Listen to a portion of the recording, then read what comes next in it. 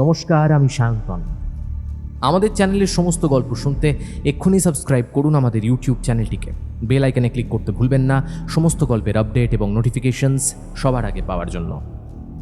আপনারা বেল আইকনে ক্লিক করছেন তো? আমরা কিন্তু দেখতে পাচ্ছি আমাদের শ্রোতারা আমাদের গল্প শুনে আমাদের চ্যানেলটিকে সাবস্ক্রাইব করলেও বেল আইকনে ক্লিক করছেন না। আপনাদের সকলের কাছে আমাদের বিশেষ অনুগ্রহ করে আমাদের চ্যানেলটিকে সাবস্ক্রাইব করে বেল আইকনে ক্লিক করে দেবেন, তাহলে আমাদের সমস্ত গল্পের নোটিফিকেশনস আপনার কাছে পৌঁছে যাবে সবার আগে। নমস্কার, আমি সায়ন্তন। আপনারা শুনছেন ফিকশন হান্ট। ফিকশন হান্টে আজ আপনারা শুনবেন রাহাত আনোয়ারের কলম থেকে একটি বিশেষ স্বাদের ভয়ের গল্প, সাইকো। আজকের গল্প পাঠে রয়েছে সৌরভ। গল্পের সূত্রধার আমি সায়ন্তন। শুনতে থাকুন ফিকশন হান্টের আজকের বিশেষ নিবেদন, সাইকো।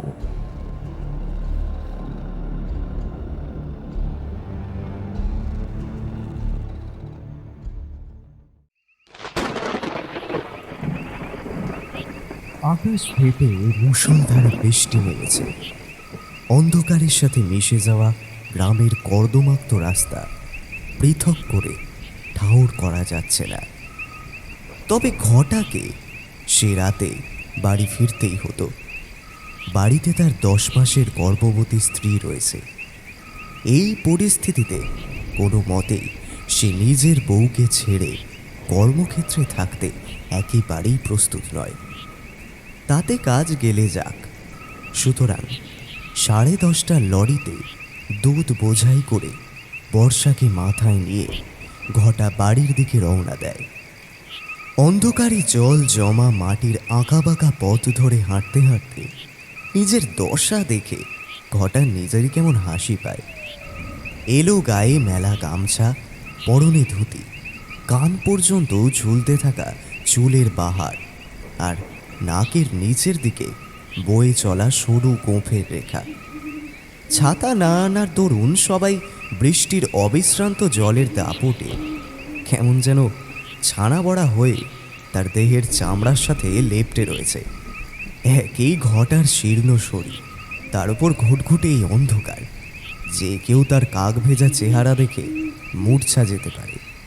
তবে গ্রামের ডাকাবুকো জোয়ান ছেলে ঘটা রাতের পর রাত বৃষ্টি ভিজে তাকে অনেক কায়িক শ্রম করতে হয়।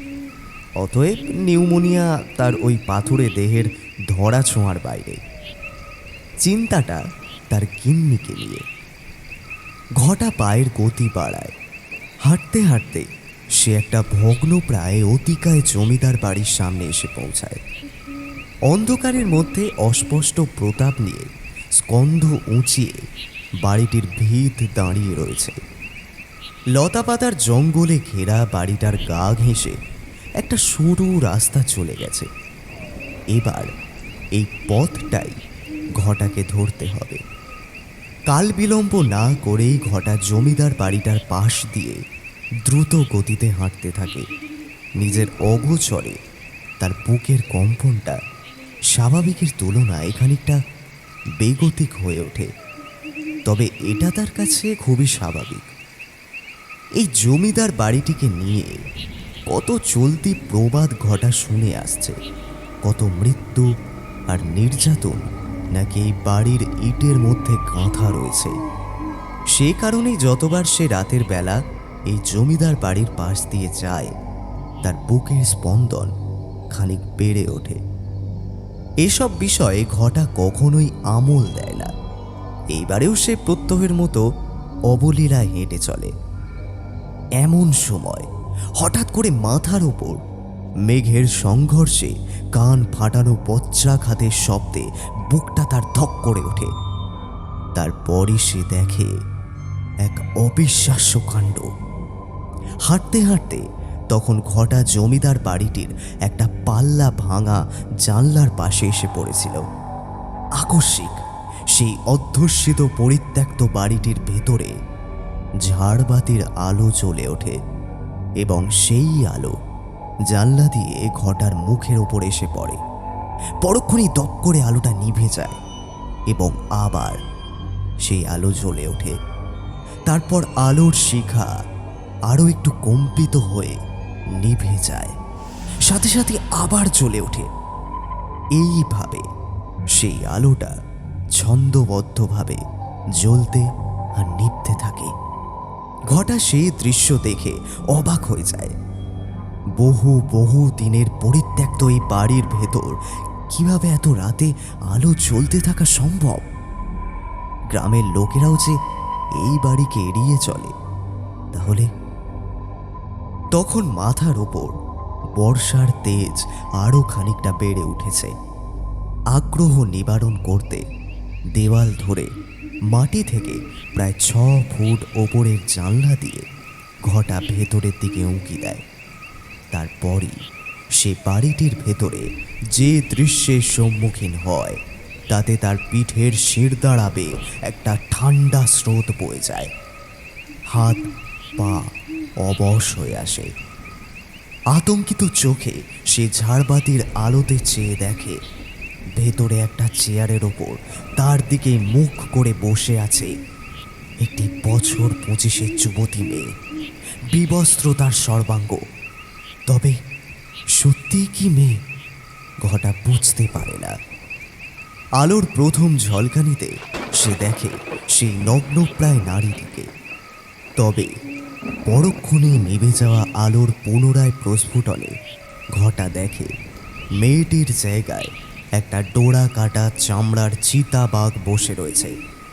আলো আবার নিভে গিয়ে জ্বলে উঠলে সে দেখে বস্ত্রহীন সেই অপরিচিতা তার দিকে তাকিয়ে হিংস্রভাবে হাসছে।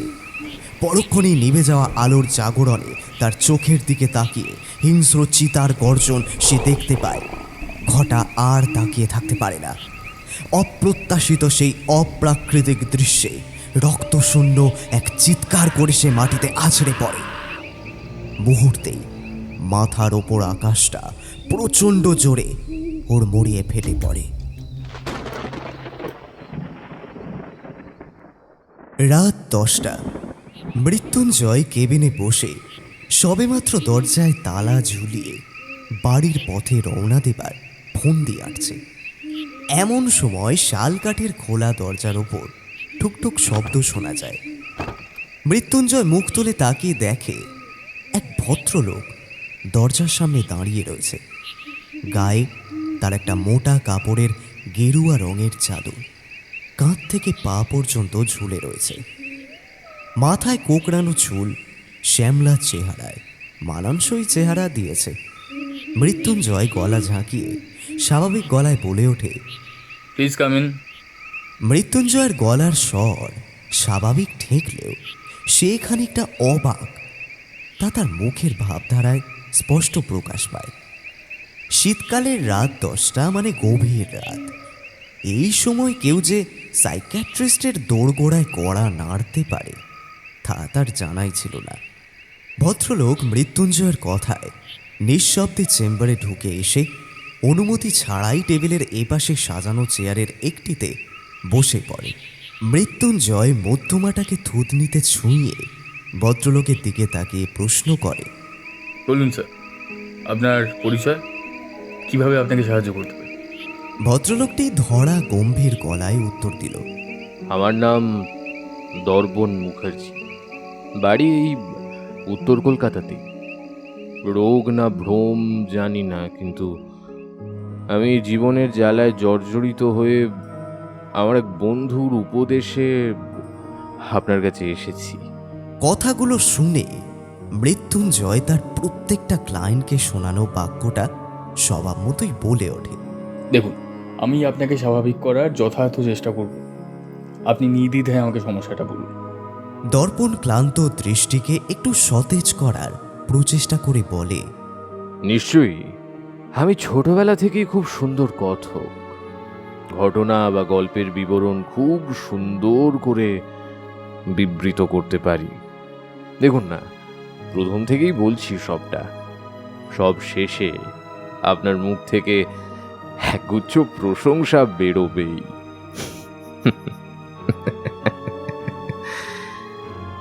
বলেই দর্পণ অস্বাভাবিকভাবে মুচকি হাসে।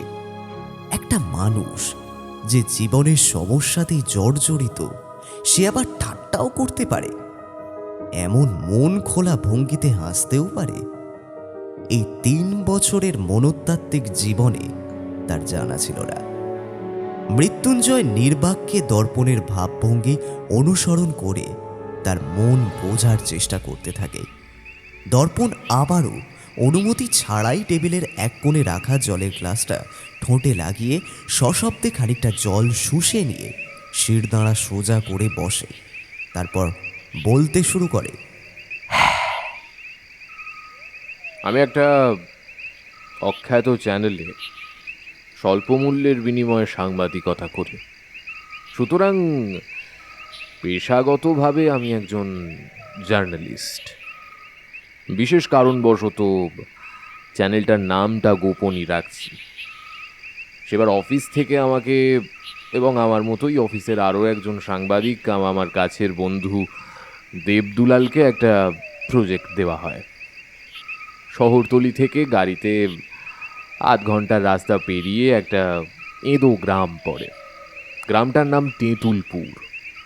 গোপন সূত্রে নাকি খবর পাওয়া গেছে অলৌকিকভাবে সামনের কিছু মাস ধরে সেই গ্রামের লোকেরা মারা পড়ছে। তা আসল ঘটনা কি এবং এই ঘটনার কারণ কি সমস্তটা কভার করার দায়িত্ব আমাদের দুজনের ওপর বর্তেছিল। প্রথম বড় প্রজেক্টে কাল বিলম্ব না করে 2-1 দিনের মধ্যেই প্রায় 1 সপ্তাহের বন্দোবস্ত নিয়ে আমি এবং দেবদুলাল বেরিয়ে পড়েছিলাম। সেখানে অফিস থেকে আগেভাগেই একটা গেস্ট হাউস আমাদের জন্য খুলে দেওয়া হয়েছিল। গ্রামে পৌঁছে গেস্ট হাউসটাতে আমরা দুজনেই উঠি। এতটা বলে দর্পণ একটু থেমে জলে গলা ভিজিয়ে নিয়ে মৃত্যুঞ্জয়ের মুখের দিকে চেয়ে একটা শুকনো হাসি হাসে। এই পর্যন্ত আপনাকে পটভূমিটা তো শোনালাম, এবার আসল ঘটনায় আসা যাক, কি বলে? বলেই দর্পণ কর্কশ গলায় খ্যাকখ্যাকিয়ে হাসে। মৃত্যুঞ্জয়ের মাথার মধ্যে তখন যুক্তি অযুক্তি তিলে তিলে দানা বাঁধতে শুরু করেছে।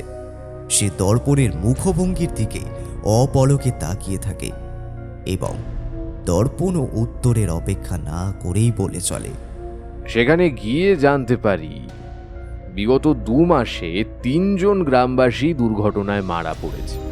প্রত্যেকের সর্বাঙ্গ নাকি বাঘের থাবার আঁচড়ে ক্ষতবিক্ষত অবস্থায় আবিষ্কার করা হয়েছে। কিন্তু মজার বিষয় এটাই যে সেই গ্রামে কোনো কালেই বাঘের উপদ্রব ছিল না। তারপরেও গ্রামের লোকেরা সারা গ্রাম হানা দিয়েও কোনো বাঘের নামগন্ধ খুঁজে পায়নি। পুলিশ আসে, তদন্ত চালায়, তবে সেই ঘটনার নামমাত্র সুরাহা হয় না। অ্যাক্সিডেন্ট বলে ফাইল ক্লোজ করে দেওয়া হয়। তবে আশ্চর্যের বিষয় কি ছিল জানেন? গ্রামের লোকেরা নাকি আগে থেকেই জানতো এই মৃত্যুলীলার কারণ কি। সেটা আন্দাজ করে বলা হলেও তাদের মুখে নিশ্চয়তা সুবিশাল ছিল। আমি এবং দেবদুলাল হাতড়ে গ্রামবাসীর পেট থেকে সে কথা বের করে ফেলি। গ্রামের বুড়ো কর্তা সাহায্যের আশায় আমাদের মুখের দিকে তাকিয়ে করুণ সুরে সব গল্পটা আপাদমস্তক বলে দেয়। সেই গল্পটাও বলুন বলি আপনাকে। কিছু মাস আগে তেঁতুলপুর গ্রামে শহর থেকে 2 জন মহিলা গিয়েছিল। তেঁতুলপুরে একটা পুরনো পরিত্যক্ত জমিদার বাড়ি রয়েছে, সেটা সম্ভবত সরকারের অধীনে। তা সেখানে তারা থাকতে শুরু করে। এটা অনুমান করা হয় তারা সরকারি দপ্তরেরই কোনো কর্মচারী হবে। গ্রামের লোকেদের বিষয়টা চোখে পড়লেও কেউ বিশেষ কোনো পাত্তা দেয়নি। তবে শেষ পর্যন্ত সেই ঘটনার পরিপ্রেক্ষিতে গ্রামবাসীদের মুখ খুলতেই হয়। সংবিধান যতই জবানবন্দি হোক, আজও সেটা কুসংস্কার এবং ধর্মের কাছে অসহায়। এখানে অনেকটা সেরকমই ঘটে। প্রথম গ্রামবাসী বিষয়টা গোপন রাখতে চাইলেও আমাদের প্রতিশ্রুতি বাক্যের কাছে তাদের দুর্বল চেতনাবশ্যতা স্বীকার করে এবং শেষ পর্যন্ত দ্বিধা ভরে সবটা বলেই ফেলে। সময় রাত দুপুর। গ্রামের একজন জমিদার বাড়িটার পাশ দিয়ে পাশের গ্রাম থেকে নিজের গ্রামে ফিরছিল। তখনই আসল কাণ্ডের সূত্রপাতটা ঘটে। লোকটা জমিদার বাড়ির একটা জানলার কাছে আসতেই অস্বাভাবিক চাপা স্বরের এক শব্দধ্বনি শুনতে পায়। সে রীতিমতো চমকে ওঠে এবং ব্যাপারটা বোধগম্য করতে জানলাটার পাল্লা খুলে ভেতরের দিকে তাকায়। তারপরেই যে দৃশ্যের সে মুখোমুখি হয় তাতে তার সারা চেতনা যেন লোপ পাওয়ার জোগাড়। সে দেখে সরকারি নথিপত্রে জমিদার বাড়িতে বসবাসকারী সেই দুই মেয়েকে। তারা একটা বিছানার তোশকের উপর আরাম করে শুয়ে রয়েছে। তাদের শরীরে আবরণের কোনো বালাই নেই, একেবারে বস্ত্রহীন। একজনের নগ্ন দেহ আরেকজনের গায়ের ওপর উঠে বসে পরস্পরের ঠোঁটের সাথে ঠোঁট ঠেকিয়ে দুজনে অমানুষিক এক খেলায় মেতে উঠেছে। লোকটার মাথায় যেন আকাশ ভেঙে পড়ে। এটা কি? নারীর সাথে নারীর মিলন, এ তো বিশ্বব্রহ্মাণ্ডের নিয়মকে লঙ্ঘন করে সৃষ্টিকর্তাকে অপমান করা। আইন সমকামিতাকে মান্যতা দিতে পারে, কিন্তু এরা সমাজের কাছে গর্ভধারিত পাপ। সেই রাতেই গ্রামের লোকেরা একজোট পাকিয়ে জমিদার বাড়িতে ঢুকে সেই দুই মেয়ের ওপর অমানুষিক অত্যাচার করে। এটাও তারা আমাদের সামনেই স্বীকার করে যে ঈশ্বরের বাণীকে অমান্য করে তাদের গ্রামকেও পাপের ভাগীদার করে তোলার দায়ে রাগান্বিত হয়ে তারা একজনকে মেরে সেখানেই মাটি চাপা দিয়ে দেয়, এবং আর একজন যে সে রাতে কোথায় গা ঢাকা দেয় তা জানা যায় না। তবে পরের দিনই দিনের আলোতে গ্রামবাসী রাতের পলাতক মেয়েটাকে সেই জমিদার বাড়িতে দেখে। তাও তাদের নাকি কিছুই করার ছিল না, কেননা ততক্ষণে গ্রামের মুরব্বির কানে খবর পৌঁছেছে মেয়েটা নাকি ইচ্ছাধারী একটা চিতাবাঘ।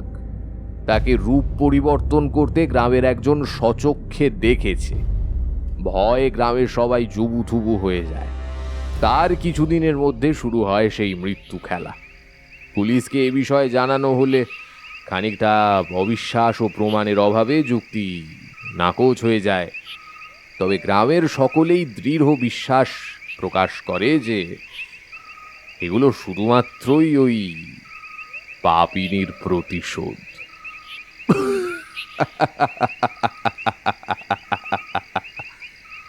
বলেই দর্পণ মাথা দুলিয়ে অট্ট হাসি দিয়ে ওঠে। এরকম ঘটনা কেউ এবার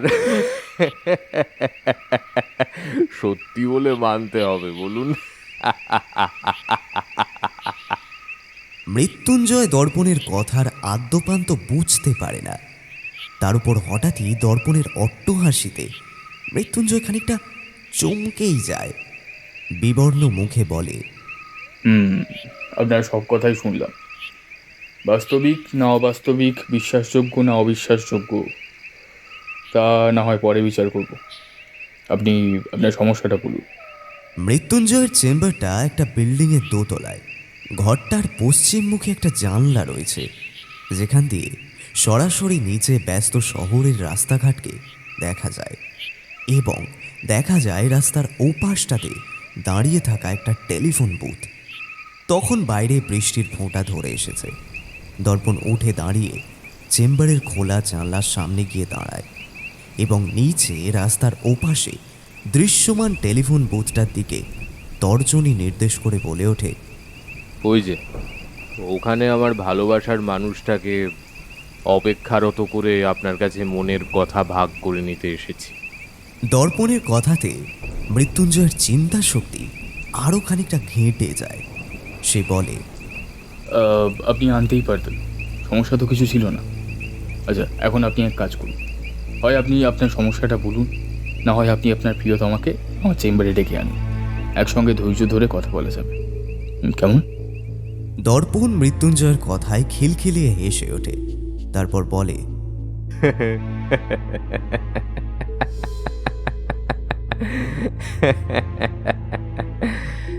আপনাকে কে বললো আমার প্রিয়তমা?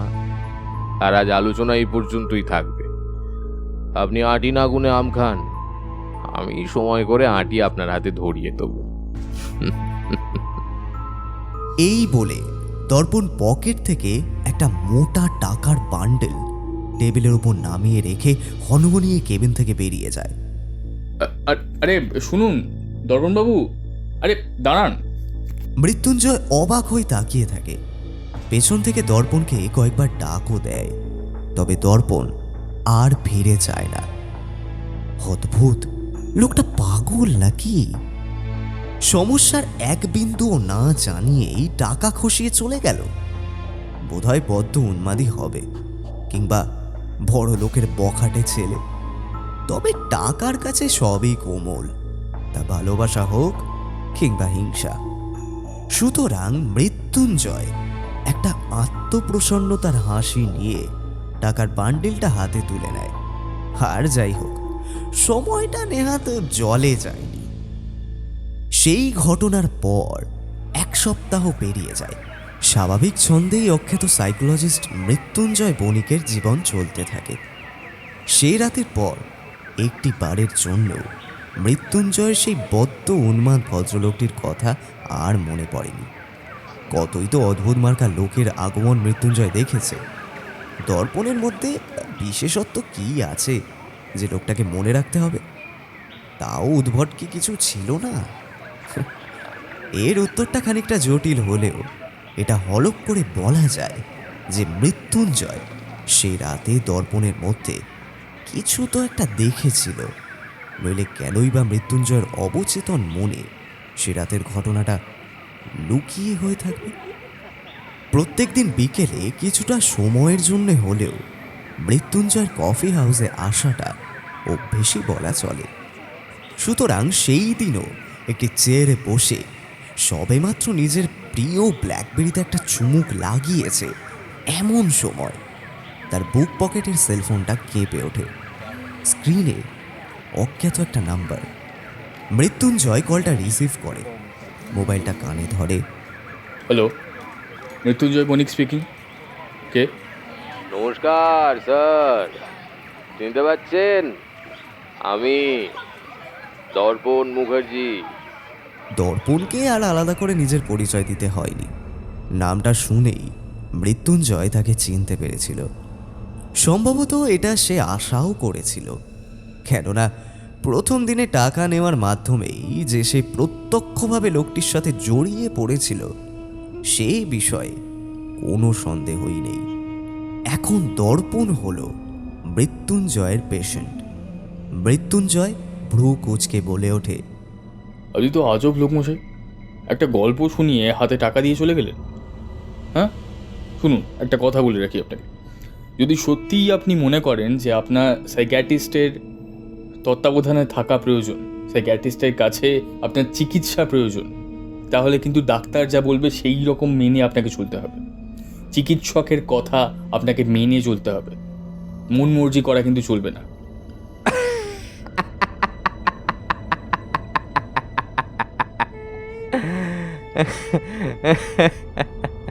কথা শেষ হতেই মৃত্যুঞ্জয় ওপাশ থেকে আবার সেই খ্যাঁকখ্যাঁকিয়ে হাসিটা শুনতে পায়। দর্পণ মার্জিত ভঙ্গিতে কিছুক্ষণের মধ্যে হাসি থামিয়ে বলে ওঠে, বেরসিকভাবে ক্লায়েন্টের সমস্যা সমাধান করে আপনি কি খুশি পান বলুন তো? হ্যাঁ, একটু মজা, একটু ট্র্যাজেডি, একটু থ্রিলার তৈরির যে অব্যর্থ চেষ্টাটা করছি, অন্তত তাতে সাহায্য তো করুন।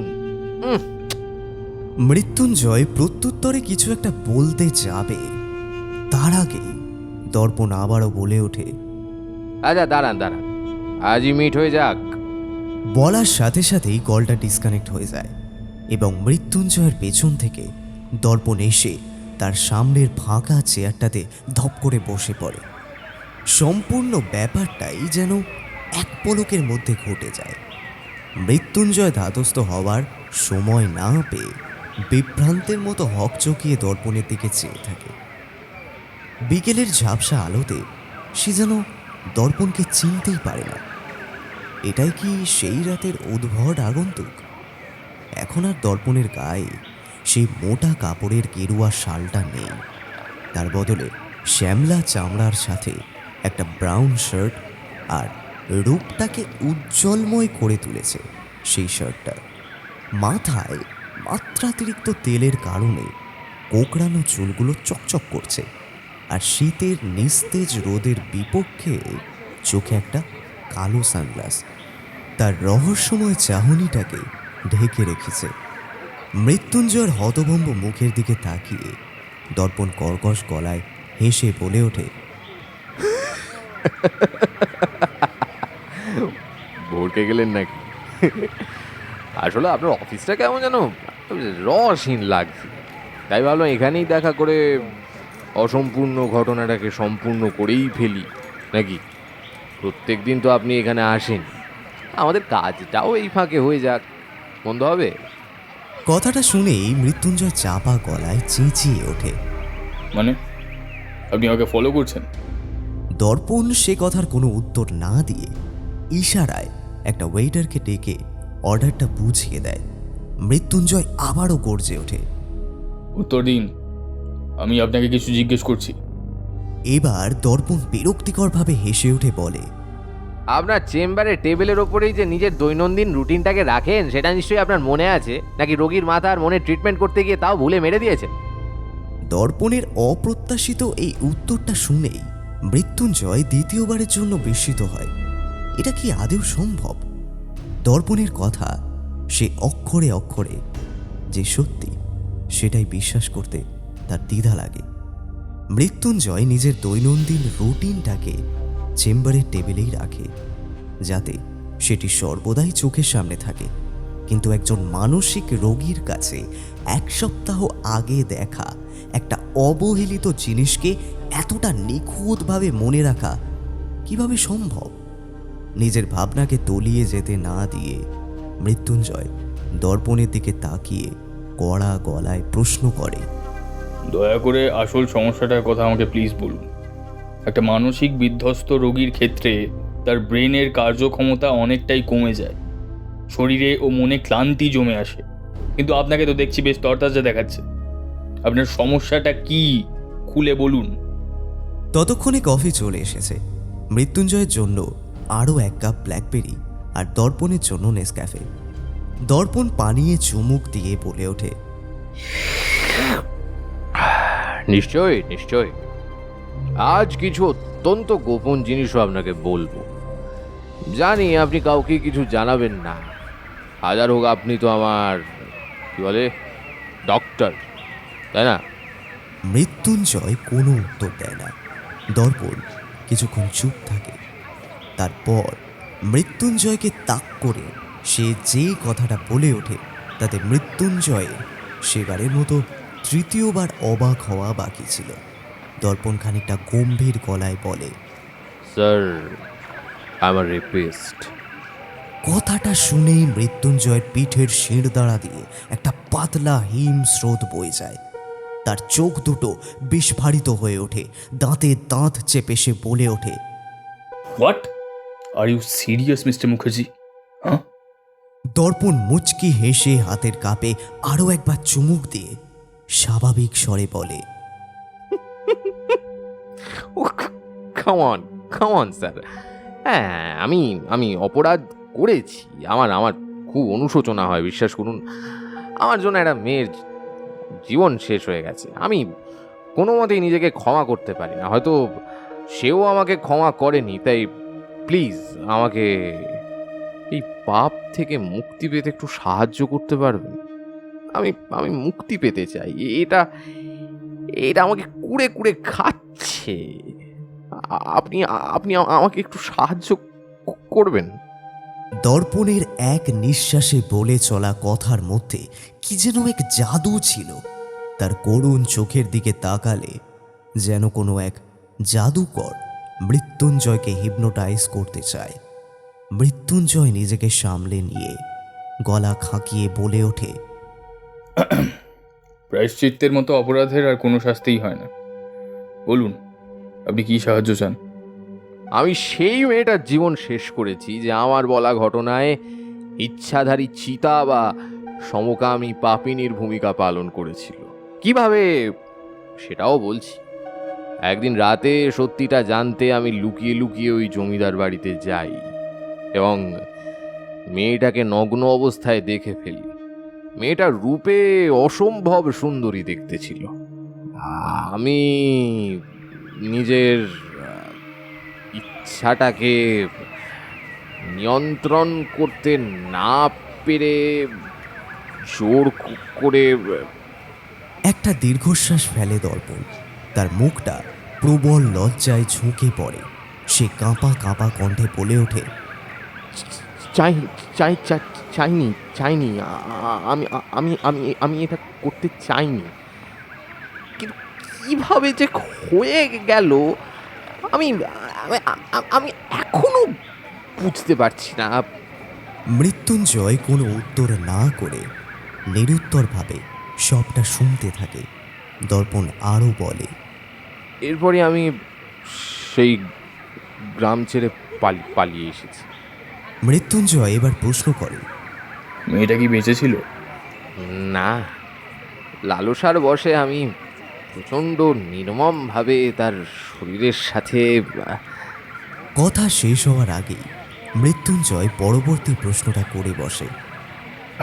কিন্তু এই ক্ষেত্রে আমি কিভাবে আপনাকে সাহায্য করব? আমি সাইকিয়াট্রিস্ট, একজন ডাক্তার, নেতা নই। আপনি খুন করেছেন, এখন আপনি কোনো নেতার কাছে যান, সেই হয়তো আপনাকে সাহায্য করতে পারে, আমি নই। দর্পণ কম্পিত গলায় বলে ওঠে, তাতেও কোনো আশা নেই।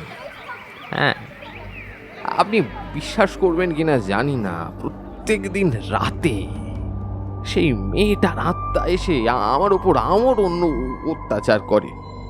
কথাটা শুনেই রাগান্বিত কণ্ঠে মৃত্যুঞ্জয় বলে বসে, আপনি কি আমার সাথে ফাজলামো করছেন? হ্যাঁ, আপনাকে অশরীরী মৃতা এসে বিরক্ত করে, আর এটা আমাকে মানতে হবে, তাই তো? হতাশাপূর্ণ কণ্ঠে দর্পণ বলে, গ্রামের লোকগুলোর কথাগুলো তো হয়তো কুসংস্কার ছিল, কিন্তু আমারটা নয় স্যার। আমি প্রমাণ করে দিতে পারি। বেশ, তাহলে করে দেখান দেখান। দর্পণ যেন এই কথাটারই অপেক্ষা বহু কাল ধরে করে আসছে। মৃত্যুঞ্জয়ের মুখ থেকে স্বীকারোক্তি পেয়েই নিজের পকেট থেকে একটা ঠিকানা লেখা কাগজ সে মৃত্যুঞ্জয়ের দিকে এগিয়ে দেয়। তারপর বলে, কাল রাত 9টা চলে আসবেন।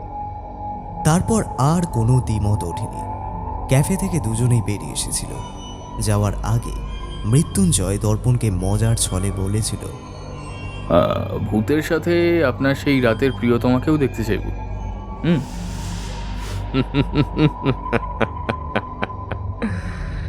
সব পুরুষের কি প্রিয়তমা হয় ডাক্তারবাবু? যাকে সময় মতো চলে আসবেন, কেমন? চলি। ক্যাফে থেকে বের হয়ে মৃত্যুঞ্জয় বাসে উঠে ধর্মতলার দিকে রওনা দিয়েছিল। মৃত্যুঞ্জয় একজন প্রিয় বন্ধু সোমরাজ কর প্রমোশন পেয়ে থানার বড়বাবু হয়ে গেছে। সেই উপলক্ষেই বন্ধুর ধর্মতলার বাড়িতে একটা ছোট্ট আয়োজন করা হয়েছে। সন্ধে 5টা থেকে অনুষ্ঠান শুরু হবে। মৃত্যুঞ্জয়ের উপস্থিতি দৃঢ়ভাবে কাম্য। সঠিক সময় মৃত্যুঞ্জয় বেরিয়ে পড়লেও রাস্তার জ্যামে আটকে পুরো আধ ঘন্টা দেরিতে সে গন্তব্যস্থলে পৌঁছায়। আসুন আসুন মিস্টার বণিক, এই বুঝি আপনার আসার সময় হলো। দরজার সামনে দাঁড়িয়েছিল সোমরাজ। মৃত্যুঞ্জয়কে আসতে দেখেই কথাটা বলে উঠল। মৃত্যুঞ্জয় মৃদু হেসে বলে, কি করি বলতো, শহরের রাস্তা বুঝতেই তো পারছিস। বেশ বুঝেছি, তোকে আর বোঝাতে হবে না। আয়, তোর জন্য অপেক্ষা করছিলাম, কেকটা তো কাটতে হবে। মৃত্যুঞ্জয় দাঁত দিয়ে জিভ কেটে সোমরাজকে বলে, আরে খুব সরি রে, আমার জন্য তোদেরকে এতখানি অপেক্ষা করতে হলো। আবার সরি? কিছুক্ষণের মধ্যেই করতালির বন্যা বইয়ে নতুন বড়বাবু সোমরাজ করকে কেক কাটার মাধ্যমে অভ্যর্থনার পর্ব শেষ হয়। অনুষ্ঠানটা বিশেষ বড় বা জাঁকজমকপূর্ণ তেমন নয়, তবে নিমন্ত্রিত মানুষগুলোর বহুল খ্যাতি মৃত্যুঞ্জয় শুনে এসেছে। কমিশনার থেকে শুরু করে ছোটখাটো নেতা মন্ত্রী সকলেই সোমরাজের নিমন্ত্রণে সাড়া দিয়ে এসেছে। মৃত্যুঞ্জয়ের অনুষ্ঠানটাকে দেখতে দেখতে বুকের মধ্যে কেমন একটা গর্ববোধ জন্মাতে শুরু করে। সত্যি সোমরাজের মতো বন্ধু পাওয়াটা একটা ভাগ্যের ব্যাপার। মহড়া যখন শেষের পর্যায়ে এক এক করে সকলেই বিদায় নিয়েছে। ঘড়িতে 10টা। সোমরাজ, মৃত্যুঞ্জয় এবং তাদের আরও দুজন ছোটবেলার বন্ধুরা মিলে বাড়ির একটা কোণে গিয়ে সভা বসায়। সোমরাজ হার্ড ড্রিঙ্কসে একটা লম্বা চুমুক দিয়ে বলে ওঠে, আজ কা শাম হামারে জিগরি দোস্তকে না। 1 ঘন্টা আরামে গল্প হবে, কেউ কাজের বাহানা দেখিয়ে কিন্তু বাড়ি ফিরতে পারবি না, ওকে? তারপরেই সমস্বরে হাসির শব্দে ঘরময় ফেটে পড়ে। বহুক্ষণ ধরে শৈশবের সম্মিলিত বন্ধুদের মধ্যে ঠাট্টা তামাশা সবই চলতে থাকে। কখনো কৈশোরের মধুর স্মৃতি, কখনো কলেজের প্রেম কাহিনী, আবার কখনো কর্মজীবনের হীনতা গল্পের বিষয়বস্তু হয়ে ওঠে। উল্লাসের তালে সকলেই ট্রিটের আসল কারণটাই যেন বেমালুম ভুলে যায়। হঠাৎ মৃত্যুঞ্জয়ের বিষয়টা খেয়াল হতেই সে নিজের জন্য এক পেগ হুইস্কি বানাতে বানাতে প্রসঙ্গ পাল্টে বলে ওঠে, তাহলে প্রমোশন তো তোর হয়েই গেল। এবার বড়বাবু হয়ে ফার্স্ট কোন প্রজেক্ট হাতে নেওয়ার ইচ্ছে আছে? সোমরাজ অট্ট হাস্যে উত্তর দেয়,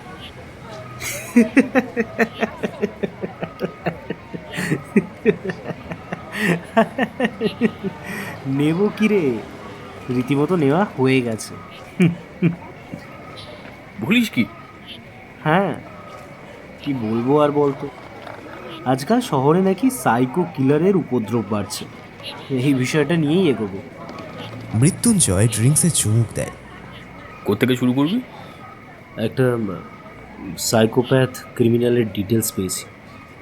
লোকটা জামিনের পর থেকে এসব কাণ্ড ঘটছে, তাই সন্দেহের তীর এখন তারই দিকে। খবরে পড়িসনি? কিছুদিন আগে থেকে শুরু করে আজ পর্যন্ত সময়কে পর্যবেক্ষণ করলে দেখা যাবে 3 জন লোক খুন হয়েছে। সাইকো কিলারটির কাছে এগুলো যেন একটি খেলা, বুঝলি? প্রতিবার খুন করার পর মৃতের শরীরটা বেমালুম অদৃশ্য করে ফেলে। ঘটনাস্থলে শুধুমাত্র একরাশ জমাটবদ্ধ রক্ত পড়ে থাকে, আর সেই রক্তের ওপর পড়ে থাকে একটা কাগজ, যেখানে লেখা থাকে ডট সাইকোপ্যাথ। ইন্টারেস্টিং। হ্যাঁ, সত্যি ইন্টারেস্টিং। কোনো সুরাহাই ডিপার্টমেন্ট করতে পারছে না। যাই হোক, অনেক রাত হলো, এবার তোরা ওঠ। কে কে এখানে থাকবি থাক, বুঝলি? আমি গেস্ট হাউস খুলে দিচ্ছি। আর কার কাজের জন্য যেতে হবে দ্রুত বেরিয়ে পড়, রাত অনেক হলো, ওকে? মৃত্যুঞ্জয় কিছুক্ষণের মধ্যেই ফ্রেশ হয়ে বেরিয়ে পড়ে।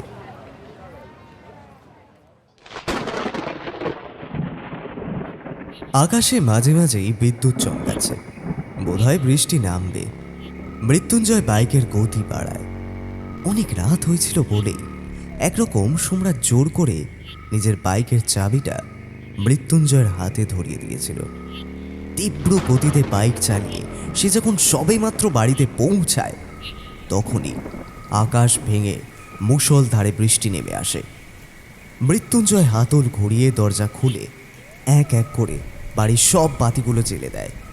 বাড়িটা তার বড় কিন্তু শুনশান। তার বাবা মা পৈতৃক ভিটে আগলে গ্রামেই বসবাস করে, কিন্তু তাকে যে কাজের খাতিরে শহরে থাকতেই হতো। তবে এবার শুধু মৃত্যুঞ্জয় নিজের জীবনে অর্পিতাকে নিজের করে পাওয়ার দিন অধীরে গুনে চলেছে। অর্পিতাকে সে বড়ই ভালোবাসে। এখনো মাঝে মধ্যে গভীর রাতে সিগারেটে টান দিতে দিতে মৃত্যুঞ্জয় বাড়ির পশ্চিমমুখ খোলা জানালার কাছে ইজি চেয়ারটায় গিয়ে বসে। তারপর কলেজের ফার্স্ট ইয়ারে তাদের প্রথম দেখার কথা গাঢ় তন্দ্রা চোখে মনে করতে থাকে, আর মাঝে মাঝেই অচেতনে মুচকি হাসি হাসে। সেই দিনগুলোর কি একটা মাধুর্য ছিল। তারপর তো জীবনটা কর্মব্যস্ততার মধ্যে দিয়েই কিভাবে যেন বয়ে চলে, বোঝাই দেয়। সবেমাত্র এইসব ভাবনায় পরিপূর্ণ মস্তিষ্কটাকে নিয়ে মৃত্যুঞ্জয় নিজের বেডরুমের দরজা খুলে বিছানার উপর শরীর মেলে দিতে যাবে, এমন সময় টেবিল ল্যাম্পের হলদেটে আলোতে তার চোখে পড়ল একটা চিঠির খাম। খামটা একেবারে বিছানার মধ্যিখানে পড়ে রয়েছে, অথচ মৃত্যুঞ্জয় সকালে বাড়ি ছেড়ে বেরোনোর আগে এরকম তো কিছুই তা রেখে যায়নি। তার চোখ দুটো নিদ্রায় জড়িয়ে আসছিল, তাও আস্তে আস্তে। বিছানায় শরীর মেলে দিয়ে সে খামটা হাতে তুলে নেয়। তারপর সেটাতে সজোরে একটা টান দিতেই চিঠিটা খাম থেকে বেরিয়ে আসে। চিঠির ভাঁজটা খুলে তার মধ্যেকার লেখাটার দিকে তাকাতেই মৃত্যুঞ্জয়ের সারা শরীরের লোমগুলো খাড়া হয়ে ওঠে। বোধহয় সোমরাজের কথাগুলো মনে পড়তে সে খানিকটা শিউরে ওঠে, কেননা চিঠির ঠিক মাঝ বরাবর মাত্র দুটি শব্দ লেখা ছিল, ডট সাইকোপ্যাথ। মৃত্যুঞ্জয়ের দু চোখ থেকে তন্দ্রা এক ঝটকায় উবে যায়। সে চিঠির খামটা হাতে তুলে নিয়ে তার উপর অস্থির হয়ে চোখ বোলাতে থাকে, কিন্তু না, প্রেরকের কোনো ঠিকানাই সেটিতে দেওয়া নেই। খামটা একেবারেই শূন্য। তবে কি? আকস্মিক রান্নাঘর থেকে একটা বিকট শব্দ মৃত্যুঞ্জয়ের কানে আসে, যেন আলমারি থেকে সমস্ত বাসনপত্র কোনো এক অদৃশ্য শক্তির প্রভাবে মেঝেতে আছড়ে পড়েছে। তার বুকটা ধক করে ওঠে। বাড়িতে তো সে ছাড়া আর কেউ নেই। তাহলে? মৃত্যুঞ্জয় হাত থেকে চিঠিটা বিছানায় নামিয়ে রেখে পা টিপে টিপে বেডরুমের বাইরে বেরিয়ে আসে। দোতলা বাড়িতে তার বেডরুমটা ওপর তলাতেই আর রান্নাঘরটা নিচতলায়, সুতরাং সিঁড়ি বেয়ে তাকে নামতেই হতো। ততক্ষণে তার বুকটা অনাকাঙ্ক্ষিত এক আতঙ্কে মাঝে মাঝে কেঁপে উঠছে। তাও সে ধীরে ধীরে সিঁড়ির সামনে এসে দাঁড়ায় এবং সাথে সাথেই আবার মেঝেতে একটা ভারী কিছু পড়ার প্রবল শব্দ সে শুনতে পায়। বুকে সাহস জুগিয়ে এবার মৃত্যুঞ্জয় চেঁচিয়ে ওঠে, কে কে কে ওখানে? কোনো উত্তরই পাওয়া যায় না, শুধু তার নিজের কণ্ঠ নিজের কাছেই প্রতিধ্বনিত হয়ে ফিরে আসে। বাড়ির সব আলোগুলো আগেভাগে সে জ্বালিয়ে দিয়েছিল। সেই আলোতে স্পষ্ট দেখা যায় তার বিবর্ণ মুখে আস্তে আস্তে আতঙ্কের প্রহরগুলো আরও জোরালো হয়ে উঠেছে। মৃত্যুঞ্জয় ধীরে ধীরে সিঁড়ি বেয়ে নিচে নেমে আসে এবং যখন সে রান্নাঘরের সামনে পৌঁছায় তখন দেখে সেখানকার মেঝেতে আলমারি উল্টে কাঁচের বাসনগুলো ভেঙে চুরমার হয়ে পড়ে রয়েছে। তবে এসব কে করলো? একটা শব্দ মৃত্যুঞ্জয় সব প্রশ্নের উত্তর দিয়ে দিল, কালো বেড়াল। আলমারির পেছনেই একটা কালো বেড়াল লুকিয়েছিল। মৃত্যুঞ্জয়ের উপস্থিতি টের পেয়ে সে প্রাণপণে লাফ দিয়ে দিক বিদিক শূন্য হয়ে দৌড় দেয়। বেড়ালটার অস্বাভাবিক এই আচরণে মৃত্যুঞ্জয়ের ব্যাপারটা বুঝতে বাকি থাকে না। সব বাড়ির আশেপাশেই এক একটা বেড়াল ঘুরে বেড়ায়। মৃত্যুঞ্জয়ের বাড়িতে এই বেড়ালটি হলো আপ্যায়িত। তবে বেড়ালটার জন্য আজ যে ক্ষতিটা হলো তার উত্তরকাল কড়ায় গণ্ডায় নেবে বলে মনস্থির করে মৃত্যুঞ্জয় বেডরুমে ফিরে আসে। বেডরুমে সেই অপরিচিত চিঠিটা তখনও পড়েই ছিল। সে সেটাকে হাতে তুলে নিয়ে কিছুক্ষণ কি যেন একটা ভাবে, তারপর সেলফোনটা হাতে নিয়ে সোমরাজকে মেসেজ করে, স্যার, তুই যে সাইকো কিলারকে টার্গেট করছিস তার ছবি থাকলে আমাকে পাঠিয়ে দিস তো। মানে আমিও না হয় ট্রাই করে দেখব, যদি কিছু সাহায্য করতে পারি। সে রাতের মতো ব্যাস এইটুকুই। তারপরে মৃত্যুঞ্জয় আর কিছুই না ভেবে ঘুমিয়ে পড়ে। পরের দিন যে আবারও অফিসে যেতে হতো। দুপুরে মৃত্যুঞ্জয় নিজের অফিসে বসে রয়েছে, এমন সময় একজন ভদ্রলোক দোরগোড়ায় এসে দাঁড়ায়।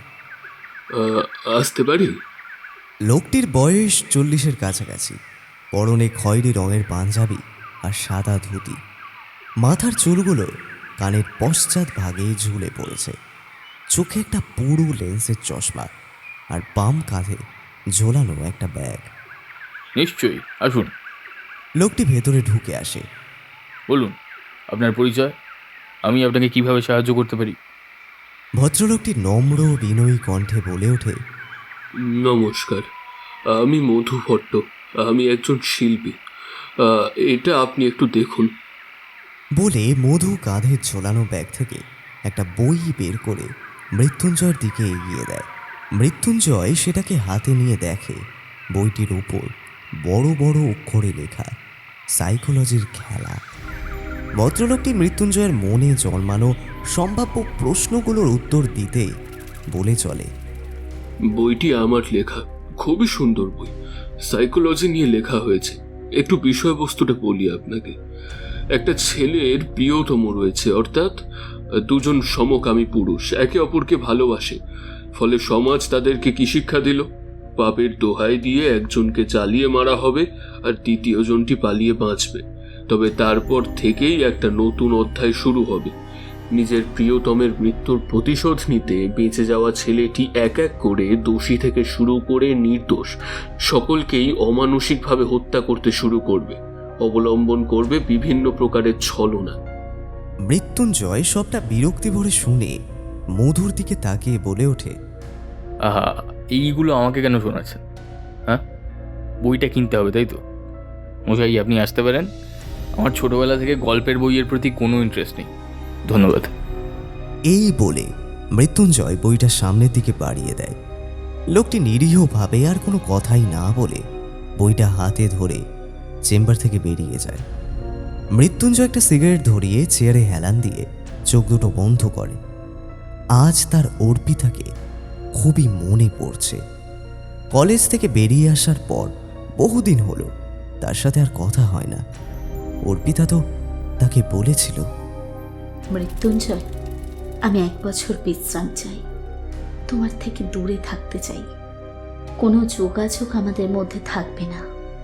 যদি তুমি আমার ভালোবাসার মায়ায় টিকে থাকো তাহলেই শুধু আমি তোমার।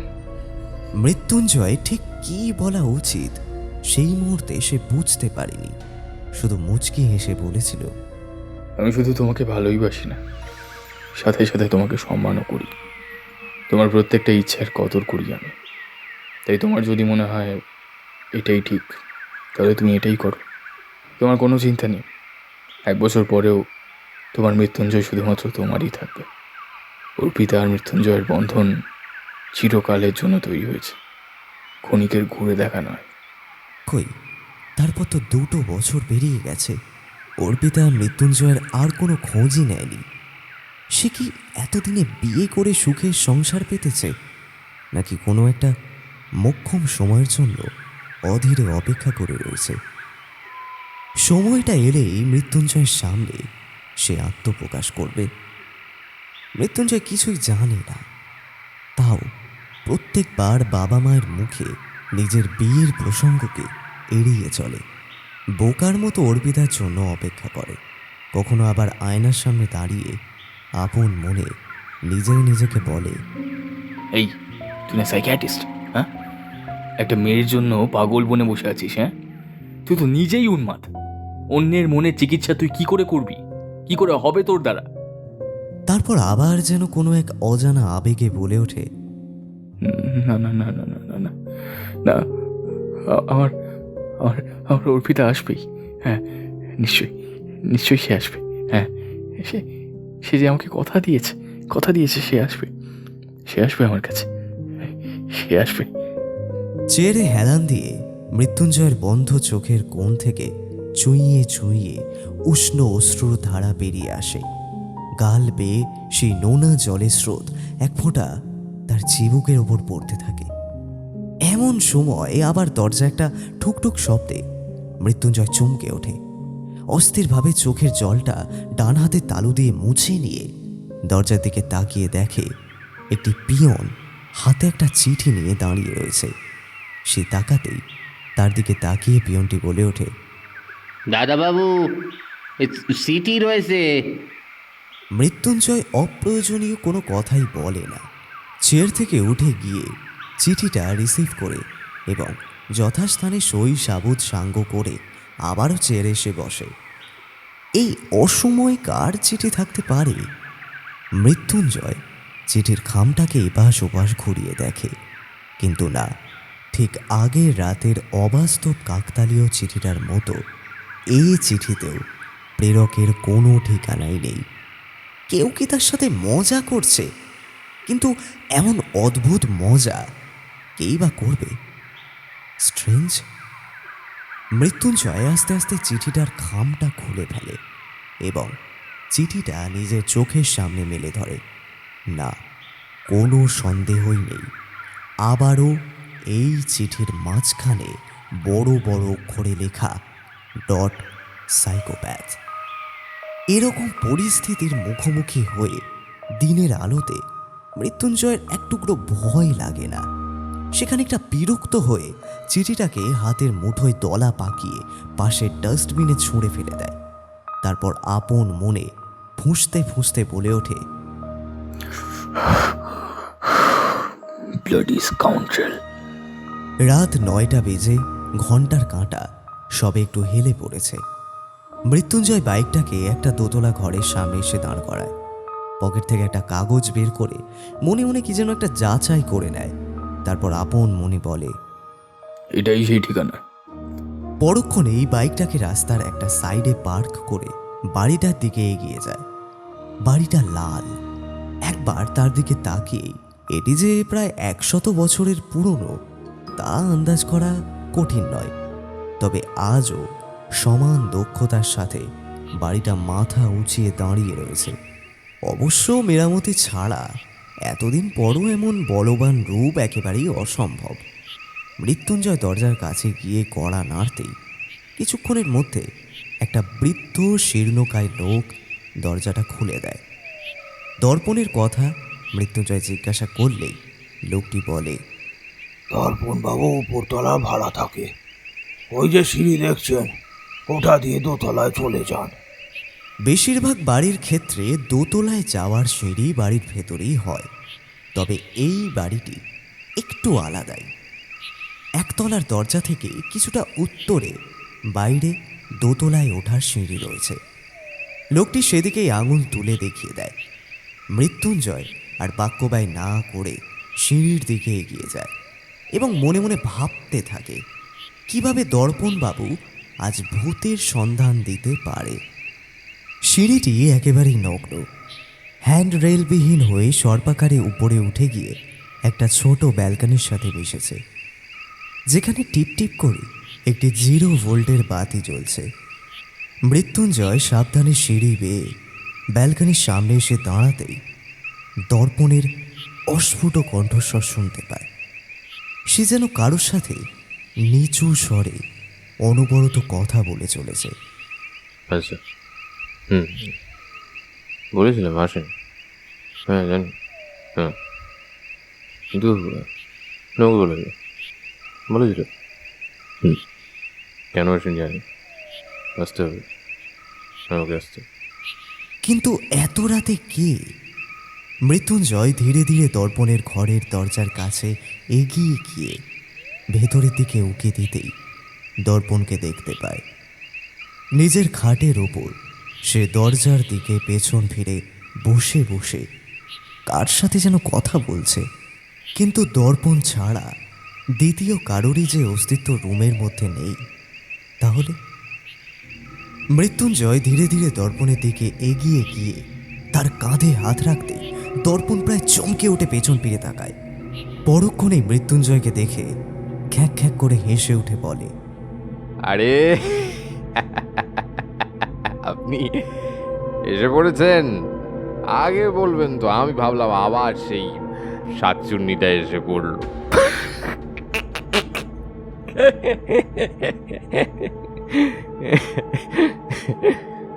বলেই দর্পণ আরও খানিকটা হেসে নেয়।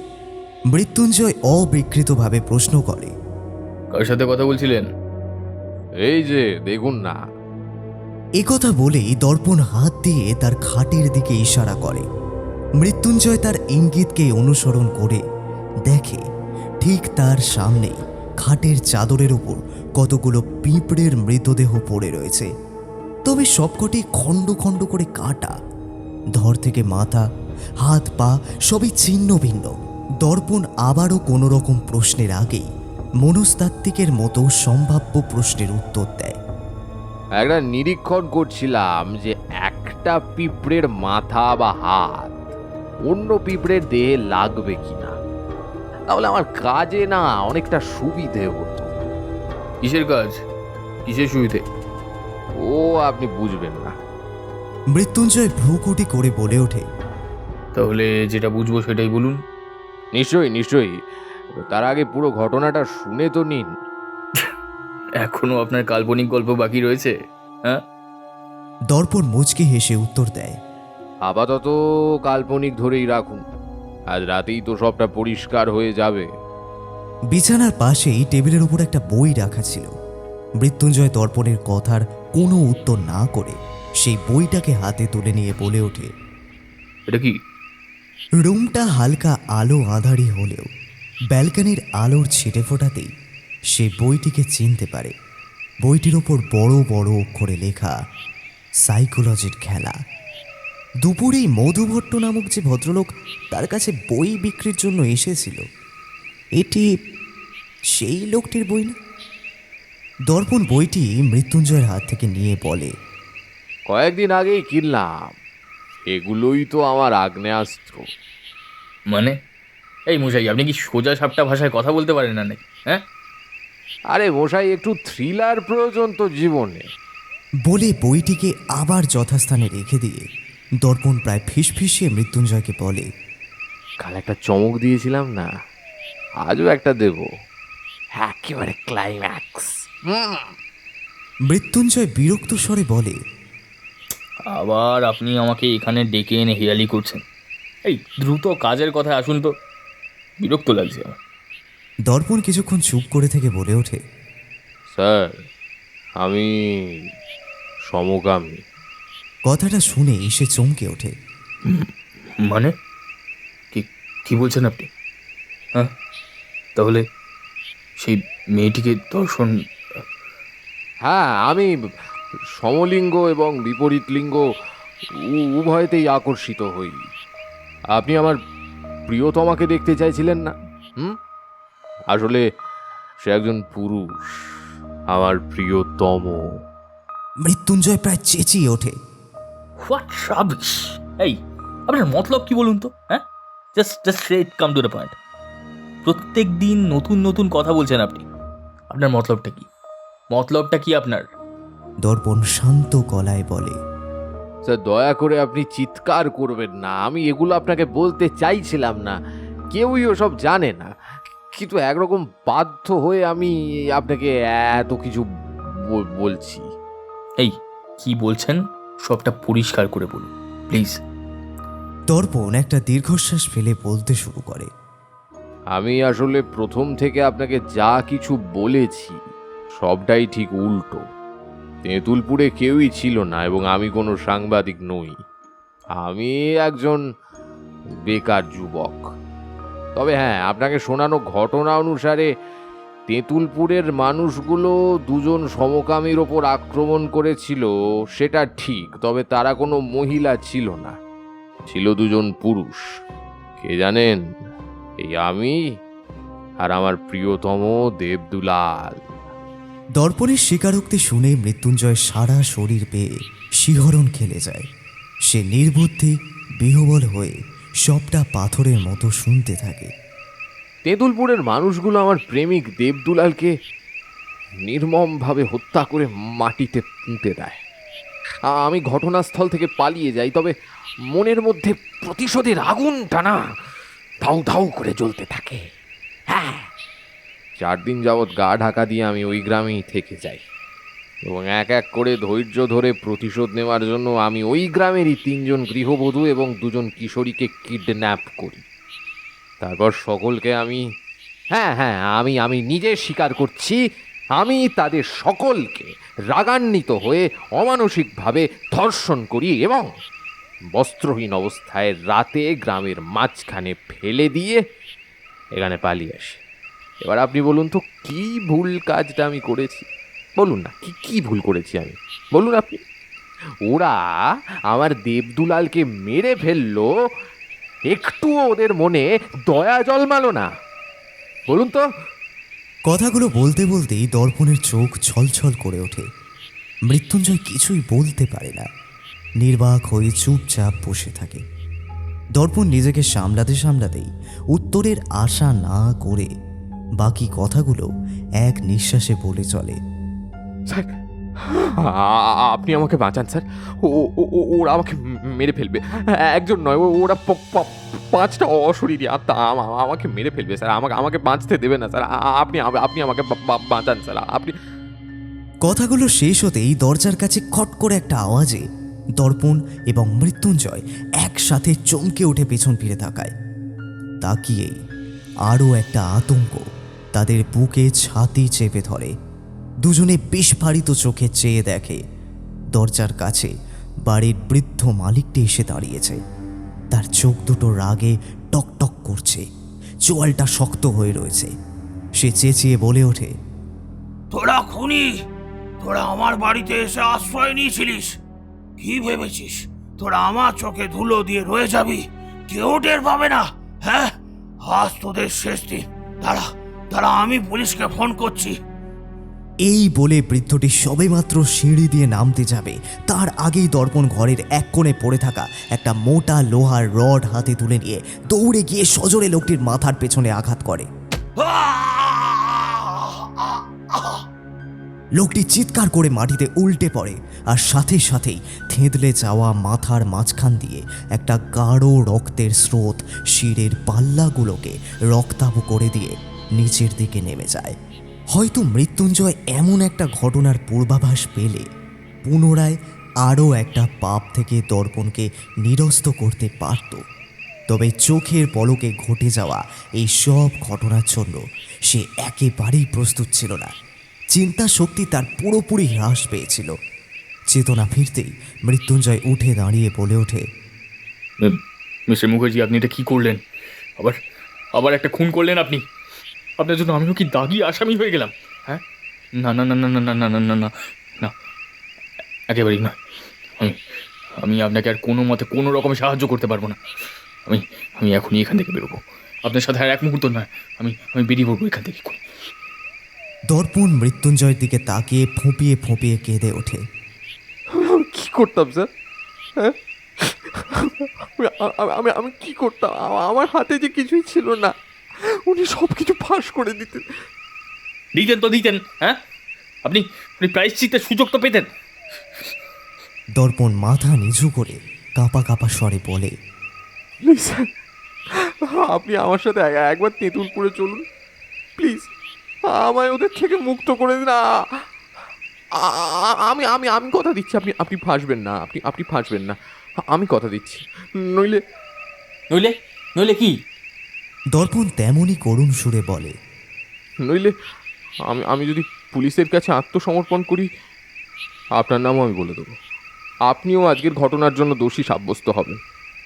এবার ভয়ে মৃত্যুঞ্জয়ের গলার পাশটা শুকিয়ে যায়। এই এই আপনি আপনি আমাকে হুমকি দিচ্ছেন? হ্যাঁ, আপনি আমাকে হুমকি দিচ্ছেন? আপনি যদি তাই ভাবেন তো তাই, আমার আর কোনো উপায় নেই স্যার। মৃত্যুঞ্জয় শিরা উপশিরা শক্ত হয়ে আসে, হাতটা মুঠো করে চোয়ালে চোয়াল চেপে ধাতস্থ হয়ে সে বলে ওঠে, আমি আপনাকে সাহায্য করতে চেয়েছিলাম, আর এর প্রতিদান আপনি এইভাবে দিলেন। চলুন, আর যখন আপনার ফাঁদে আমি পা দিয়ে ফেলেছি, তখন যাওয়াই যাক। বহুক্ষণ ধরে আকাশের মেঘগুলো গর্জন করে চলছিল। এবার আকাশ ফেটে মুষলধারে বৃষ্টি নেমে আসে। মৃত্যুঞ্জয়ের বাইকে চড়েই বৃষ্টির মধ্যে দুজন তেঁতুলপুরের উদ্দেশ্যে রওনা দেয়। শীতের মধ্যেই বৃষ্টির প্রত্যেকটা ফোঁটা যেন ছুরির মতো তাদের গায়ে বিঁধতে থাকে। তবে সময় থামে না, নির্মম ভবিষ্যতের দিকে প্রাণপণে এগিয়ে চলে। শুনশান রাস্তার পাশ দিয়ে প্রবল বেগে বাইকটা দৌড়াতে থাকে। বাইক ড্রাইভ করতে করতে মৃত্যুঞ্জয়ের মাথার মধ্যে এক রাশ ভাবনা ভিড় করে আসে। তার নিজের ওপর অনুশোচনা জন্মায়। হায়, কিভাবে যে সে এই চক্রের মধ্যে নিজের অজান্তেই আটকে পড়ল। সবই যেন কেমন গোলমেলে। তার চোখের সামনে বৃদ্ধ বাবা মা আর ওর পিতার মুখটা ফুটে ওঠে। কি ঘটতে চলেছে তার সাথে সে নিজেও আজ জানে না। কাছের মানুষগুলোর থেকে ক্রিমিনালের বদনাম মাথায় নিয়ে তাকে কি এবার লুকিয়ে বেড়াতে হবে? এর থেকে নিজেকে বাঁচানোর কি কোনো উপায় নেই? এসব ভাবতে ভাবতে হঠাৎ করে মৃত্যুঞ্জয়ের মাথার মধ্যে দিয়ে একটা বুদ্ধি খেলে যায়। পদ্ধতিটা নির্মম হলেও সে মৃত্যুর এই চোরাবালি থেকে আত্মরক্ষার শেষ আশাটা দেখতে পায়। আত্মরক্ষা না পাপ? মিথ্যে থেকে জীবন বাঁচাতে একটা পাপ কি করা যেতে পারে? এই জীবনে কি চেয়েছে মৃত্যুঞ্জয়? শুধুই তো একটা সুখী পরিবার, একটা শান্তিপূর্ণ জীবন। এগুলোর জন্য নিজের জন্য সবই নিতান্তই তুচ্ছ।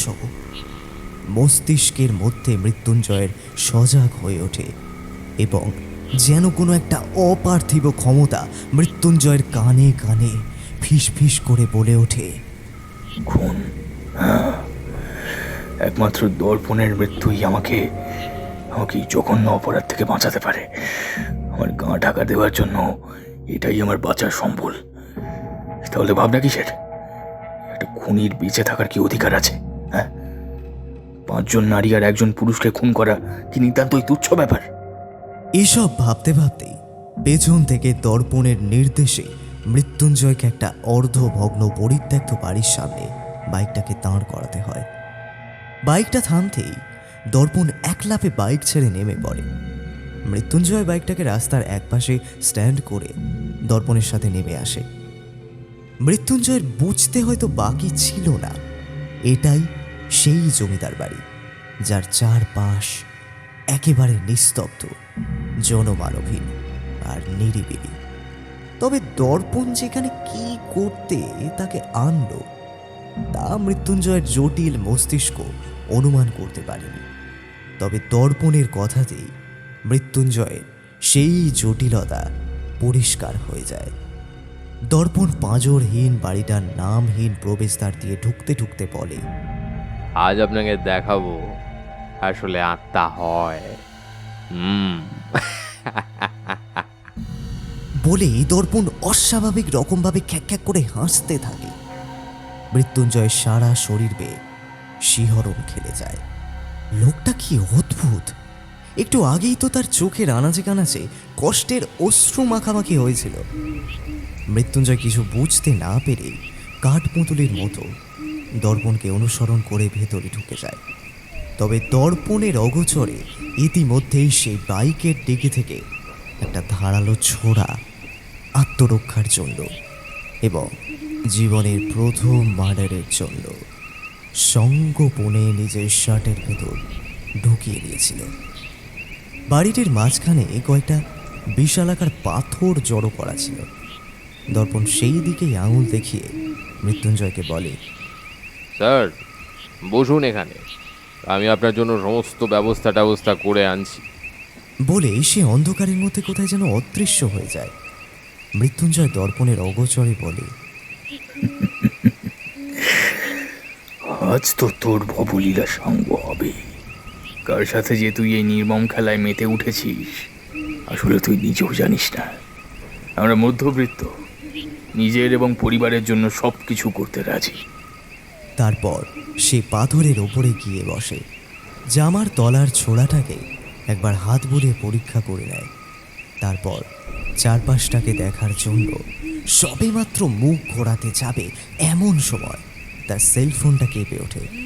মৃত্যুঞ্জয় ফোনটাকে হাতে নিয়ে স্ক্রিনের দিকে তাকিয়ে দেখে সোমরাজের মেসেজ, একটা পিকচার যেটি নেটওয়ার্ক সমস্যার কারণে ডাউনলোডিং হয়ে রয়েছে, এবং একটা টেক্সট মেসেজ। এই যে এই মানুষটা, একে কোথাও দেখলেই দ্রুত আমাকে জানাবি। সেদিন আমি তোকে বলেছিলাম যে এই লোকটির ওপর আমার সন্দেহের তীর রয়েছে, তাই না? কিন্তু আজ আমি নিশ্চিত সাইকো কিলার আর কেউই নয়, এই জেল খাটা আসামিটি প্রত্যেকটি খুন করে চলেছে। কিভাবে এত খুন করে চলেছে তারও হদিশ একদিনের মধ্যে হস্তগত করতে পেরেছি। যেহেতু তুই একজন সাইকিয়াট্রিস্ট, অতএব তুই শুনলে নিশ্চয়ই অবাক হবি। শোন, বলি তাহলে তোকে। লোকটির নাম বিনিময় সরকার। লোকটা বাবাকে ছোটবেলায় খুন করে জেলে আসে এবং তার মানসিক অসুস্থতা চিহ্নিত করে মেন্টাল হসপিটালে বহুদিন রাখা হয়। তারপর প্রায় 14 বছরের সশ্রম কারাদণ্ড কাটিয়ে ছাড়া পেয়েই মার্ডার শুরু করেছে। লোকটা বেশ বুদ্ধিদীপ্ত। সর্বপ্রথম টার্গেটটাকে চিহ্নিত করে ধীরে ধীরে তার কাছে যেতে শুরু করে। তারপর একটা গল্পের বই পড়তে থাকে এবং নিজের মনের মধ্যে একটা কল্পনার জগৎ গড়ে তোলে। বৈজ্ঞানিক কলার যেটিকে হিলসাইড থিওরি দিয়ে বিবৃত করেছিল, ঠিক তেমনভাবেই খুনিটি খুন করার আগে মনের মধ্যে একটা গল্পের বই পড়ে তার প্লটকে গেঁথে নেয় এবং সেই গল্পকে টোপ বানিয়ে ছলে বলে নানান কৌশলে স্বীকার করে। ব্যাপারটা খুবই ঘোরালো, তোকে বলে বোঝাতে পারবো না। একদিন দেখা করিস, সবটা বলবো তোকে। টেক্সট মেসেজ এতটাই, তবে শেষবার সোমরাজ যে কথাটি মৃত্যুঞ্জয়কে বুঝতে পারবে না বলে এড়িয়ে গেল, তা একটা সাইকিয়াট্রিস্টের কাছে বোঝা বিশেষ দুঃসাধ্য নয়, সেটা নিতান্তই বড়বাবুর জানা উচিত ছিল। ততক্ষণে ছবিটা ডাউনলোড হয়ে গিয়েছিল। টেক্সট মেসেজ পড়া শেষ করে ছবিটার দিকে চাইতেই মৃত্যুঞ্জয় সারা শরীর বেয়ে আতঙ্কের উল্লাস বয়ে যায়। সে বিস্ফারিত চোখে মোবাইলের স্ক্রিনের দিকে তাকিয়ে দেখে ছবিটা আর কারোর নয়, এটি তার পেশেন্টের ছবি, যার সাথে সে এই নির্জন নিরিবিলি জায়গাটায় এসেছে, মিস্টার দর্পণ মুখার্জি। মৃত্যুঞ্জয়ের হাতটা কেঁপে ওঠে, এক ঝটকায় মনে পড়ে যায় সবটা। সোমরাজের কথা অনুযায়ী তার মনে পড়ে যায় সেই বইটির কথা, যেটি দর্পণের বেডরুমে টেবিলের ওপর রাখা ছিল। নাম সাইকোলজির খেলা। 2 2 4 করতে মৃত্যুঞ্জয় আর বিশেষ বেগ পেতে হয় না।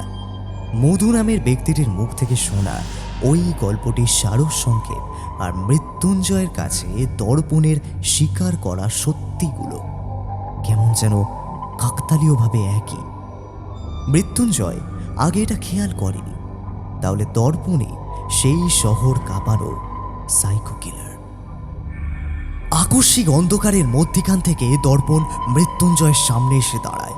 তার এমন আচমকা আবির্ভাবে মৃত্যুঞ্জয়ের হাত থেকে মোবাইলটা মেঝের ওপর পড়ে যায় এবং সে বিন্দু মাত্র সময় অপচয় না করে জামার ভেতর থেকে একটা ছুরি হ্যাচকা টানে বের করে দর্পণের দিকে লক্ষ্য করে কয়েকবার চালিয়ে দেয়। ছুরির ধারালো ফলা বেশ কয়েকবার দর্পণের হাতের চামড়া ছিঁড়ে বেরিয়ে যায়। দর্পণ চিৎকার করে কয়েকটা পেছনে সরে যায়। তবে পরক্ষণেই একটা তীক্ষ্ণ হাসি মৃত্যুঞ্জয় তার ঠোঁটের ফাঁকে দেখতে পায়। এটা কিসের হাসি? আনন্দের। কিসের আনন্দ? মৃত্যুঞ্জয় আরও কয়েক পা এগিয়ে গিয়ে সবে মাত্র ছুরিটাকে দ্বিতীয়বার দর্পণকে লক্ষ্য করে ঘোরাতে যাবে, তার আগেই দর্পণ মেঝের ওপর থেকে একটা মোটা লাঠি নিয়ে ঘুরিয়ে সজোরে মৃত্যুঞ্জয়ের মাথার ওপর বসিয়ে দেয়। মৃত্যুঞ্জয় একটা মারণ চিৎকার করে মেঝের ওপর আছড়ে পড়ে। তারপর দর্পণ দ্রুত এগিয়ে গিয়ে মৃত্যুঞ্জয়ের মেঝের ওপর পড়ে থাকা শরীরটার কাছে মুখ নিয়ে গিয়ে বলে ওঠে, ক্লাইম্যাক্স স্যার, ক্লাইম্যাক্স। বলেই তার হাতের মুঠো থেকে ছুরিটাকে ছিনিয়ে নেয়। তারপর বলে, আপনাকে বলেছিলাম না একটা পিঁপড়ের মুন্ডু আরেকজনের ধরে আটকানো যায় কিনা, এটা নিয়ে পর্যবেক্ষণ করছিলাম। আসলে কি বলুন তো, শহরের লোকগুলো না কেমন যেন ক্যাবলা হয়, হ্যাঁ, সহজেই ভুলিয়ে ভালিয়ে কেমন মার্ডার করা যায়। ভাবছিলাম অনেকগুলোই তো লাশ আমার কাছে পড়ে রয়েছে, যদি পরস্পরের দেহ, মুন্ডু, হাত, পা এর মধ্যে একটা স্থানান্তকরণ করা যায় তাহলে কেমন হবে, কেমন হবে বলুন তো? দারুণ হবে না ব্যাপারটা? একদম জমে যাবে। ততক্ষণে মৃত্যুঞ্জয় লাঠির প্রবল আঘাতে মাটির ওপর অসাড় হয়ে পড়ে রয়েছে। তার শরীরে নড়া চড়ারও ক্ষমতা যেন লোপ পেয়েছে। দর্পণ মৃত্যুঞ্জয়ের সামনে হাঁটু মুড়ে বসে কিছুক্ষণ তার দিকে আধবোঝা চোখে তাকিয়ে একইভাবে বসে থাকে। তারপর বলে, ক্ষমা করবেন স্যার, এই অধমকে ক্ষমা করবেন, ক্ষমা করবেন আমাকে। বলেই হাতে থাকা ছোলাটাকে সে মৃত্যুঞ্জয় টুটি লক্ষ্য করে চালিয়ে দেয়। ব্যাস, মৃত্যুঞ্জয়ের শ্বাসনালীটা ছুরির একটা আঁচড়েই কেটে 2 ভাগ হয়ে যায়। ছটফট করে ওঠে তার শরীরটা।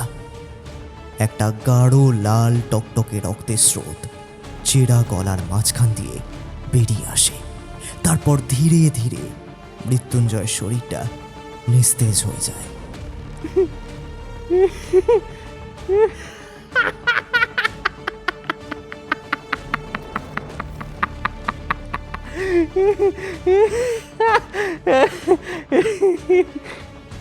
দর্পণ খ্যাক খ্যাক করে হেসে ওঠে।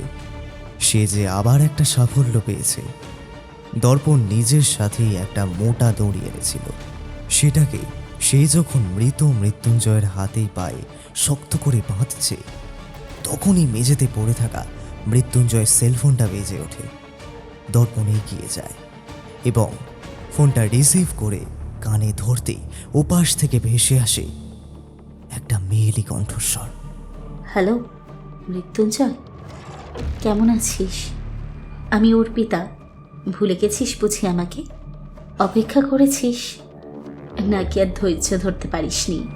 বিয়ে করে নিলি? কথাগুলো শুনে দর্পণের ঠোঁটের গোড়ায় আবারও একটা তীক্ষ্ণ হাসি ফুটে ওঠে।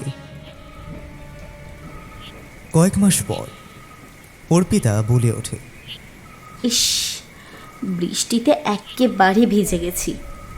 বাইকটাকে সাইডে কোথাও দাঁড় করাও না। বাইকটা একটা পরিত্যক্ত বাড়ির সামনে এসে ব্রেক কষে।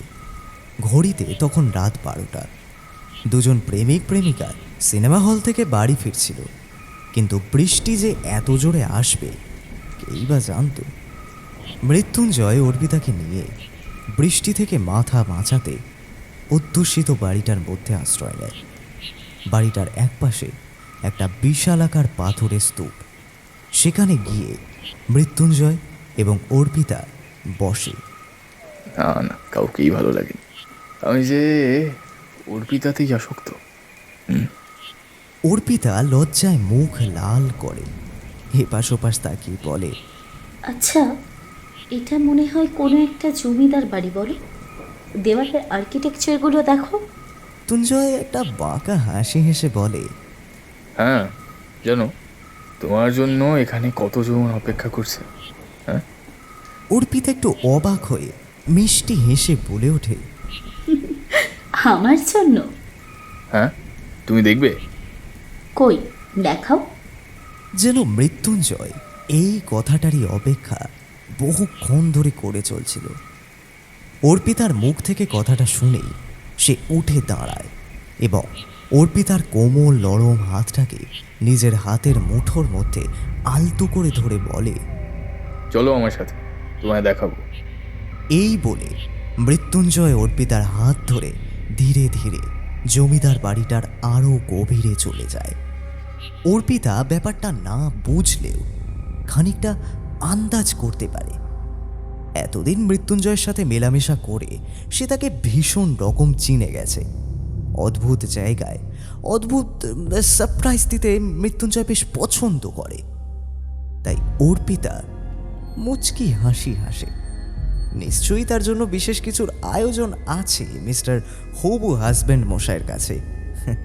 সুতরাং বিন্দুমাত্র প্রশ্ন না করেই সে মৃত্যুঞ্জয়ের সাথে সেই বাড়ির অন্ধকারের মধ্যে তলিয়ে যেতেও আপত্তি তোলে না। কিছুক্ষণ হাঁটার পর মৃত্যুঞ্জয়ের সাথে অর্পিতা একটা ঘুটঘুটে অন্ধকারে আচ্ছন্ন রুমের মধ্যে প্রবেশ করে। অর্পিতা মৃদু হেসে প্রশ্ন করে, আরে কোথায় নিয়ে যাচ্ছ বলবে তো? দেখো, এইখানেই তোমাকে আনতে চেয়েছিলাম। হাতের টর্চটা সামনের দিকে ফোকাস করো। মৃত্যুঞ্জয়ের কথা মতো অর্পিতা আগ্রহ ভরে হাতের টর্চটা সামনের দিকে মারতেই অন্ধকারের মধ্যে সে যে দৃশ্য দেখতে পায় তাতে তার মুখ দিয়ে একটা চিৎকার বেরিয়ে আসে। সে আতঙ্কগ্রস্ত দৃষ্টিতে তাকিয়ে দেখে চারপাশে শুধু মানুষের কঙ্কাল ছড়িয়ে ছিটিয়ে পড়ে রয়েছে। অর্পিতা ভয়ে মৃত্যুঞ্জয়ের হাতটাকে জড়িয়ে ধরে আবার প্রশ্ন করে, এগুলো এগুলো কি মৃত্যুঞ্জয়? তুমি কি আমার সাথে মজা করছো? মৃত্যুঞ্জয় হেসে বলে ওঠে, না না না না অর্পিতা, তোমার সাথে মজা করবো কেন? সত্যি সত্যি ওরা তোমার জন্য অপেক্ষা করছে। আর ওই বুঝে দেখো, ওর মধ্যে কোথাও তোমার মৃত্যুঞ্জয়ও রয়েছে। এতক্ষণ ধরে সবটা অর্পিতার কাছে তামাশা ঠেকলেও এবার মৃত্যুঞ্জয়ের গলার স্বরে অর্পিতার বুকটা কাঁপতে শুরু করে। সে কম্পিত কণ্ঠে বলে ওঠে, তুমি কি বলছো? আমি তো কিছুই বুঝতে পারছি না। তুমি তো আমার কাছে। বুঝলে অর্পিতা, কখনো কখনো যা চোখে দেখা যায় তা সব সময় সত্যি হয় না।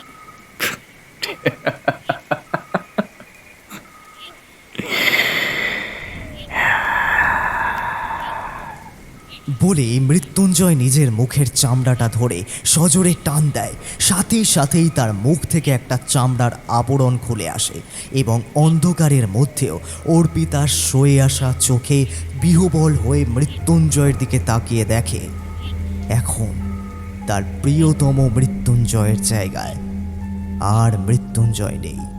একটা কোকড়ানো চুলের শ্যামলা বর্ণধারী লোক দাঁড়িয়ে রয়েছে। লোকটা খ্যাক খ্যাক করে হেসে ওঠে। এবার তোমার পালা অর্পিতা।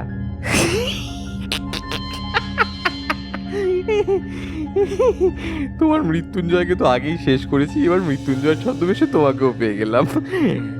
এটা 8 নম্বর। বলেই অর্পিতাকে কোনো সুযোগ না দিয়ে লোকটা তার বুকের নরম মাংসটাকে হাতের দুটো থাবা দিয়ে চাপটে ধরে, তারপর প্রবল জোরে একটা টান দেয়।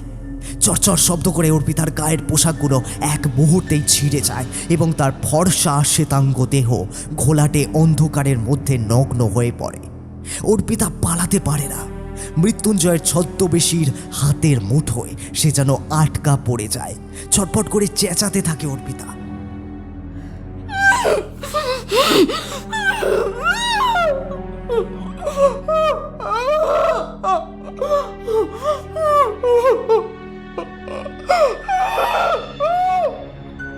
তবে তার শেষ রক্ষা আর হয় না।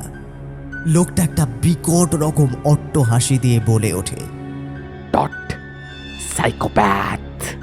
আমার সাম্রাজ্যে নিস্তার যে নেই কারোর অর্পিতা।